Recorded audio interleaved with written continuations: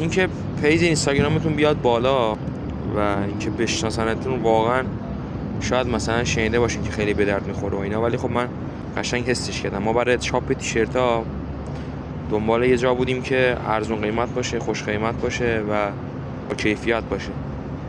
سر همون یکی از بچه‌هامون که توی قلعشو نبود رفته بود دنبالش، یه جایی قیمت گرفته بود، یارو بهش گفت مثلا 200,000 تومان دونه ای مثلا تیشرت رو برات چاپ کنم. سری بعدی با هم دیگه رفتیم، منو دید، پیجو دیده بود، شناخت و فلان و اینا.